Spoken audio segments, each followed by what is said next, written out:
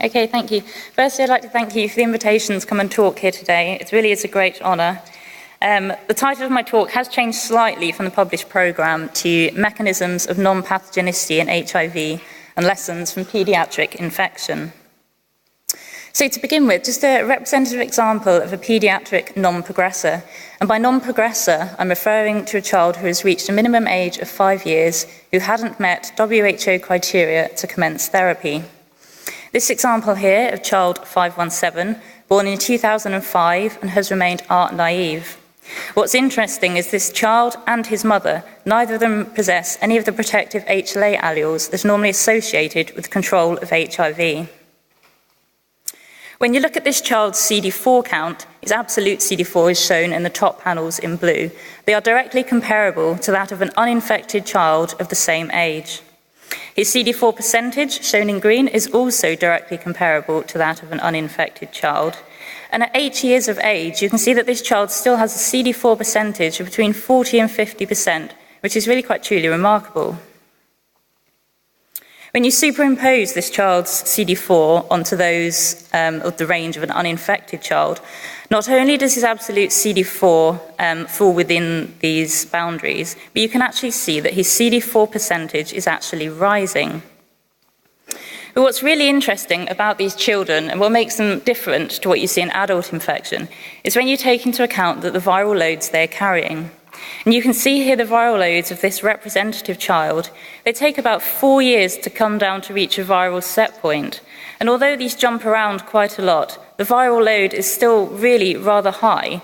And I mean, in contrast to what you see in adult infection, where a high viral load would normally accompany a low CD4 count, this child's CD4 percentage is still actually rising. And this child is quite representative of our paediatric cohort as a whole. This cohort here comes from Kimberley in the Northern Cape of South Africa. And you can see a strong inverse correlation between viral load and age during the first 4 years of life, while the viral load is reaching its set point. And obviously in adult infection, a viral set point is achieved within 42 days of infection. But you can see in our paediatric cohort here that even the viral set points, when they're achieved, they still remain at very high levels. And there are very few children of these non-progressor children that actually maintain viral loads of less than 1,000 copies per mil. So this raised the question of how these children are able to maintain high CD4 counts in the setting of these persistently high viremia. So if we look at the City-Mangaby model, these are the natural hosts for SIV infection and are able to maintain high CD4 counts in the setting of high viremia. And this has been attributed to attenuated immune activation in these animals, which allows them to avoid the bystander damage observed in pathogenic infections. It also allows these animals to preserve T-cell populations and protects them from developing AIDS. More recently, in the human model, a small subset of adults have been described as adult viremic non-progressors, and these adults remain asymptomatic and are also able to preserve their T-cell populations despite high levels of viral replication. So one of the potential mechanisms we first investigated is whether our paediatric non-progressors have low immune activation despite these persistent high viremias. So shown here are 2 examples from our cohort. On the left, a non-progressing child who has a very low amount of immune activation, only 4% on its CD4 cells. And on the right-hand side, a progressor child with quite high immune activation of 20%. The non-progressor child, shown here on the left, has a very respectable CD4 absolute of 960 and a percentage of 26. But this child is also carrying a viral load in excess of 200,000 copies per mil. So similar to what we observe in the SIV model, a lack of progression to AIDS could be attributed to this attenuated immune activation. And when you look at our cohort, our paediatric cohort as a whole, they're here stratified according to the absolute CD4 count. And we observe a strong inverse correlation between activation and CD4 count, both in the CD8 T-cell subsets shown on the left and the CD4 T-cell subsets shown on the right. Highlighted in blue is the normal range for an uninfected age-matched child. And what's quite interesting about this cohort is that the majority of them fall within this range that you would normally see in an uninfected child. And of particular interest, the children with CD4 counts in excess of 1,000 really are at the bottom end of this level seen. Interestingly, we observed no correlation between CD4 T-cell activation and viral load in this paediatric cohort. This is, of course, in contrast to what you see in adult infection, where viral load and T-cell activation correlate strongly. The next thing we wanted to look at was immune function in these children.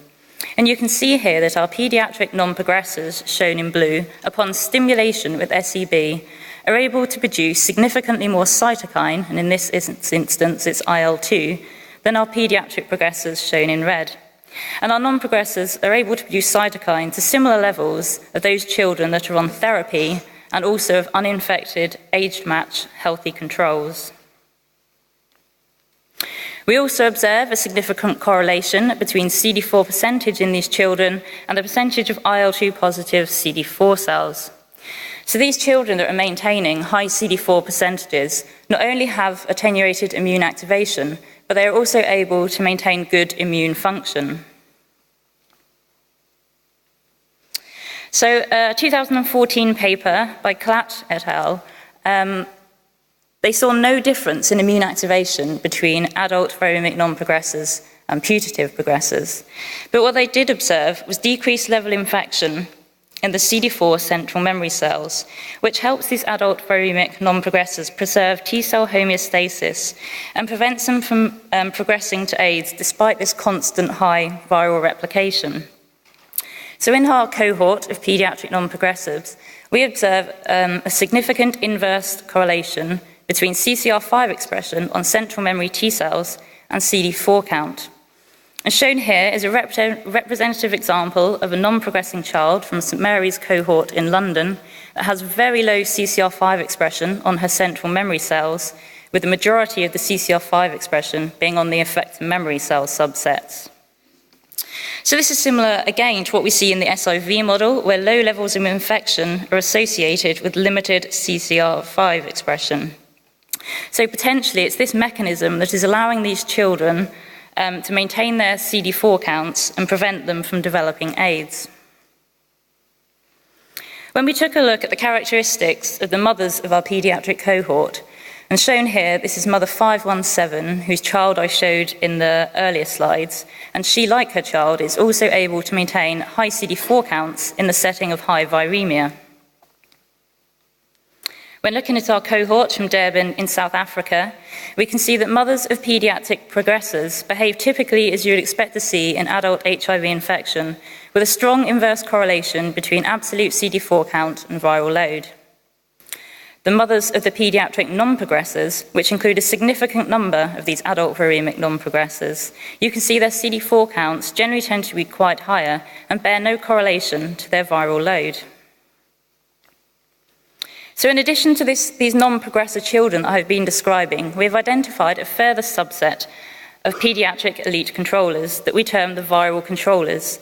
Like these non-progressors, they're able to maintain normal to high CD4 counts, but also these children are able to maintain viral loads of less than 1,000 copies per mil. An example of one of these children, GOS 041, recruited at our Great Ormond Street Hospital in London. She presented as a 12-year-old, as this was the stage that her father was diagnosed with HIV. She has a very respectable CD4 count of 1,250, CD4 percentage of 42, and has an incredibly low viral load of less than 50 copies a mil.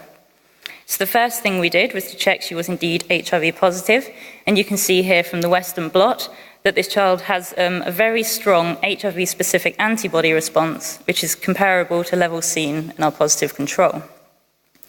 When we HLA typed this child, we found her to be B5703 positive, which is one of the alleles most associated with control of HIV in adult infection. So this group of children are very much like adult elite controllers, where there's an enrichment of protective HLA alleles such as B57, B27, and B8101. So to conclude, we have identified two distinct strategies to non-pathogenicity in paediatric infection. The first group of non-progressing children who are able to maintain high CD4 counts in the setting of high viremia and show very similar characteristics as have been described in the Sooty-Mangabey model, those being attenuated immune activation, low CCR5 expression, and they're able to maintain good immune function. A further group of viral controllers who, like the non-progressors, are also able to maintain high CD4 counts, but they're also able to maintain very low viral loads of less than 1,000 copies a mil. And these are very much like our adult elite controller types, where there's an enrichment of protective HLA alleles in this population. So I would like to acknowledge my supervisor, Professor Philip Golder at the University of Oxford, and all of the group, both in Oxford, UK, and in Durban, South Africa. I would also like to acknowledge Dr. Peter Huisler from Kimberley Hospital in South Africa. Without him and his team, this unique cohorts of ART-naive, HIV-infected children wouldn't be possible to study. I'd also like to thank the team at Great Ormond Street Hospital and St Mary's Hospital in London, particularly Gareth Tudor-Williams, for their help in the recruitment of our UK paediatric cohort. And thank you very much for listening.